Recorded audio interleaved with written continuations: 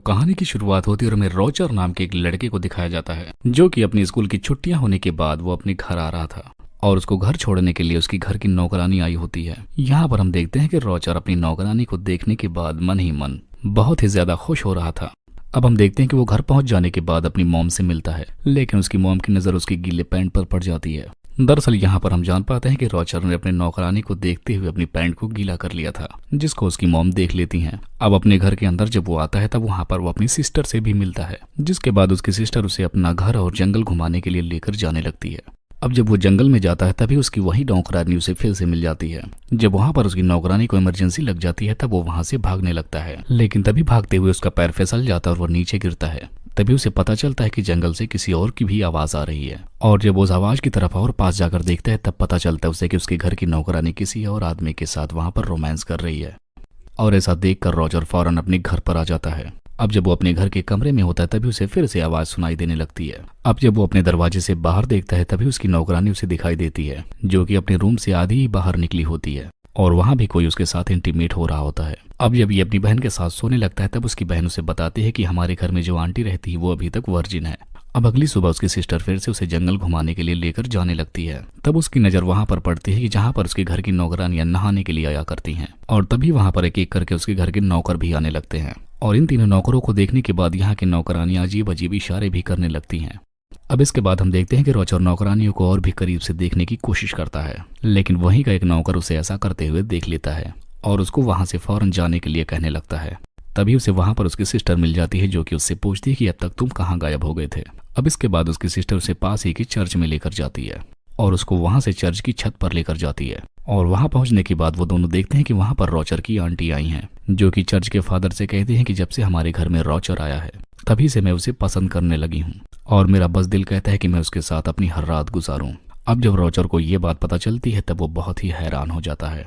अब वो उसकी आंटी को बहुत ही करीब से देखने की कोशिश करता है ताकि वो उसे अच्छे से देख सके। तभी वहीं पर वो चर्च के फादर के पास गिरकर उल्टा लटक जाता है। तब वहां पर चर्च के फादर उसे पकड़ लेते हैं और उसकी शिकायत उसकी मदर से करते हैं। तब उसकी मदर पूछती है कि आखिर इसकी सजा क्या होनी चाहिए। तब फादर कहते हैं कि इसे पीछे से 100 बार मारा जाए, और ये सब कुछ उसकी नौकरानी और सिस्टर देख रही होती है। अब इतना सब कुछ होने के बाद हम देखते हैं कि रॉजर अपनी सिस्टर के साथ फिर से सोने के लिए आ जाता है, लेकिन तभी वो बाहर देखता है कि उसकी एक नौकरानी फिर से किसी के साथ इंटीमेट हो रही होती है। और अब जब वो उस शख्स को देखने की कोशिश करता है तो वो आदमी दिखाई नहीं देता। अब जब वो नौकरानी रॉजर के पास आती है तब वो उससे पूछता है कि आखिर बाहर कौन है जो कि सरेआम ऐसे काम करता है। तब वो नौकरानी रॉजर से कहती है कि ये हम सब लोगों का सीक्रेट है, और बस वो इतना ही कहकर वहां से चली जाती है। अब थोड़ी देर बाद रॉजर को वहां पर एक बुक मिलती है जो कि हवस भरी कहानियों से भरी होती है। तब रॉजर उस कहानी को छिपकर पढ़ रहा होता है। तभी वहां पर उसकी एक नौकरानी भी आ जाती है, जो कि मुर्गियों को दाना डालने के लिए आई होती है, लेकिन उसी वक्त वहां पर एक नौकर आकर उसे अंदर से लॉक कर देता है और उस नौकरानी के पीछे से जाकर उसके साथ इंटीमेट होने लगता है। अब अगले दिन हम देखते हैं कि रॉजर एक नौकरानी को अपने कमरे में बुलवाता है और उसे वहां पर टच करने की कोशिश करता है, लेकिन तभी वहां पर दूसरी नौकरानी भी आने लगती है, जिसे देखने के बाद रॉजर वहां से भाग निकलता है। अब यहाँ पर भी रॉजर को कुछ नहीं मिलता, जिसके बाद वो घर जाता है। तभी उसे रास्ते में एक नौकरानी मिलती है जिस पर पीछे से वो हमला कर देता है। अब वो नौकरानी पहले तो उसे मना करती है, लेकिन फिर बाद में वो भी मान जाती है। अब अगले दिन घर के सारे मर्द किसी काम से बाहर चले जाते हैं, तब इसका फायदा रॉजर उठाता है। तब वो कमरे में जाकर एक नौकरानी के साथ इंटीमेट होता है। अब रात हो जाने के बाद रॉजर अपनी आंटी का इंतजार कर रहा होता है। अब काफी रात गुजरने के बाद उसकी आंटी आ भी जाती हैं और यहाँ पर ये दोनों बहुत सारी बातें करने लगते हैं।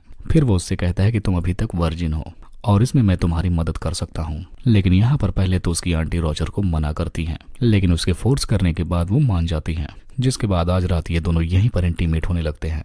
अब कुछ देर बाद वहां पर हेलेन नाम की नौकरानी आती है। तभी रॉजर उसे पकड़ लेता है और यहाँ पर उसके साथ भी इंटीमेट हो जाता है। अब अगले दिन हम देखते हैं कि रॉजर अपनी हवस मिटाने के लिए अस्तबल में जाता है, जहाँ पर रॉजर एलिसा को सेड्यूस करने लगता है और यहाँ पर वो इसके साथ भी फिजिकल रिलेशन बना लेता है। अब यहाँ पर हमें पता चलता है कि रॉजर ने अपने घर की किसी भी लेडी को नहीं छोड़ा है। अब इसके बाद काफी वक्त गुजरने के बाद हम देखते हैं कि रॉजर इस हद तक गुजर जाता है कि वो अपने कमरे में एक साथ बहुत सारी लड़कियों को बुलवाकर उनके साथ इंटीमेट हुआ करता है। अब कुछ टाइम बाद हम देखते हैं कि एलिसा रॉजर से कहती है कि अब वो प्रेग्नेंट है, और ऐसा सुनकर रॉजर की फट जाती है। अब अगले दिन रॉजर के कमरे में एक नौकरानी फिर से आती है और उससे वो भी कहती है कि वो भी प्रेग्नेंट है, और तब तक उसकी आंटी भी आकर उससे कहती है कि वो भी प्रेग्नेंट है। तब यहाँ पर हमें पता चलता है कि रॉजर जिस किसी के साथ भी इंटीमेट होता है उसे प्रेग्नेंट करके ही छोड़ता है। अब इसके बाद यहाँ पर रॉजर की स्कूल की छुट्टियां खत्म हो जाती हैं और अब वो अपने स्कूल वापस जाने के लिए रेडी हो रहा होता है। तभी वहाँ उसके पास एक और लड़की आती है जो कि उससे कहती है कि वो भी प्रेग्नेंट है और ये बेबी तुम्हारा है। और ऐसा सुनने के बाद रोजर और भी ज़्यादा शॉक्ड हो जाता है और आखिरकार रोजर सारी लड़कियों को ऐसे ही छोड़कर अपने स्कूल वापस चला जाता है। और इसी को दिखाते हुए इस कहानी का यहीं पर एंड हो जाता है।